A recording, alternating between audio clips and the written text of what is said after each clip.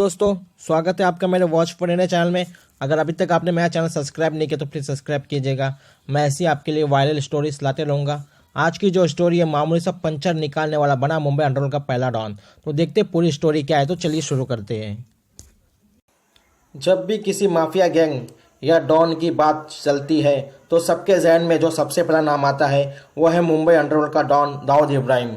लेकिन ये बात कम ही लोग जानते हैं कि जब माफिया सरगनाओं ने मुंबई में अपनी जड़ें जमाना शुरू कर दिया था, तब तो दाऊद ने गुनाहों की इस सरजमीन पर अपना पैर भी नहीं रखा था। तो कौन था वो जिसने देश की आर्थिक नगरी को खौफ और आतंकी नगरी बनाने की शुरुआत की? हम बात कर रहे हैं 1950 से लेकर 1960 के दशक की।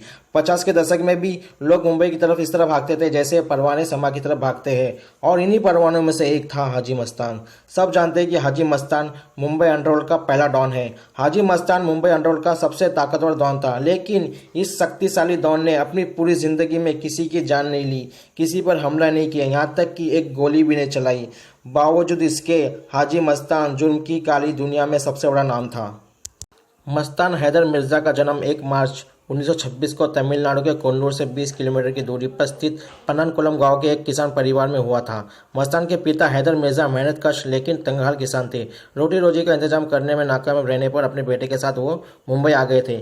उन्होंने क्रॉफर्ड मार्केट के करीब बंगालीपुरा में जैसे तैसे मैकेनिक की एक दुकान खोल ली, जिसमें वे साइकिल और मोटरसाइकिल का सुधार करते थे। हर बार जब भी वो अपनी बगल से गुजरती चमचमाती कार को सर पर भागते हुए देखता या मालाबार के ठाठदार बंगलों के पास से गुजरता तो उसका ध्यान अपने मैले कुचले हाथों पर चला जाता और वो सोचने लगता कि क्या कोई ऐसा भी दिन आएगा जब उसके पास भी ऐसी ही कारें और बंगले होंगे। जब ये लड़का 18 साल का हुआ तो उसने साइकिल सुधारने का धंधा छोड़कर किसी और काम में हाथ आजमाने का हिम्मती फैसला कर लिया। मस्तान के पिता ने उन्हें हमेशा ही ईमानदार और मेहनती बनाने की नसीहत दी थी।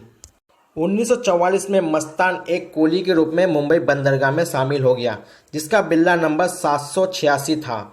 उसने पाया कि अंग्रेज बाहर से आने वाले माल पर सीमा शुल्क वसूलते हैं और इस शुल्क को बचा लिया जाए तो अच्छी खासी कमाई हो सकती है। तभी शेख मोहम्मद गालिब नाम के एक अरब शेख से उसकी मुलाकात हुई।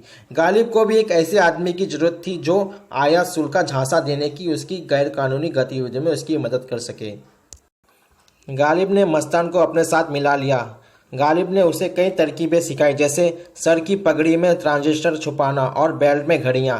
इस काम के बदले भरपूर पैसे देने का वादा किया।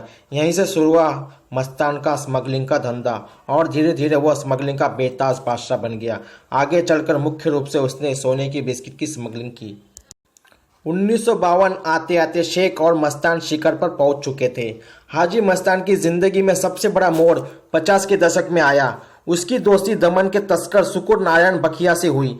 दोनों ने मिलकर एडन और दुबई से इलेक्ट्रॉनिक सामान और सोने की तस्करी शुरू कर दी।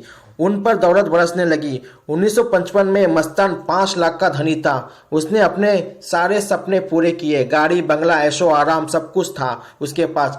अब वो मुंबई के सबसे अमीर लोगों में शामिल था। बॉलीवुड से लेकर राजनेताओं से उसका उठना बैठना था। पुलिस महकमे में उसका रुतबा था। सफेद डिजाइनर सूट, टाई करीने से कंघी किए बाल, हाथ में विदेशी सिगरेट और मर्सिडीज की सवारी, ये सब मस्तान का सगल बन चुका था। सिनेमा के प्रेम के चलते उसने हीरोइन सोना से निकाह कर लिया। उसकी हुकूमत मुंबई में हमेशा चलती रही। बाहुबल के रूप में उसके पास वर्दा भाई और करीम लाला थे, लेकिन फिर भी उसने कभी किसी को कोई नुकसान नहीं पहुंचाया। मुंबई में उसका नाम चलता था, यहाँ तक कि दाऊद भी मस्तान को अपना प्रेरणा स्रोत मानता था और कहते हैं कि दाऊद ने स्मगलिंग की गुण मस्तान से ही सीखे थे। 70 के दशक में माफिया डॉन हाजी मस्तान ने हर जगह अपनी पैड़ बना ली थी। राजनीति से बॉलीवुड तक उसकी जान पहचान थी, लेकिन 1974 में आपातकाल के दौरान वो निशा एक्ट के तहत जेल भी गया। लेकिन आपातकाल के बाद उसने जयप्रकाश नारायण के सामने अपने सभी गैरकानूनी धंधे को छोड़ने की कसम खाई।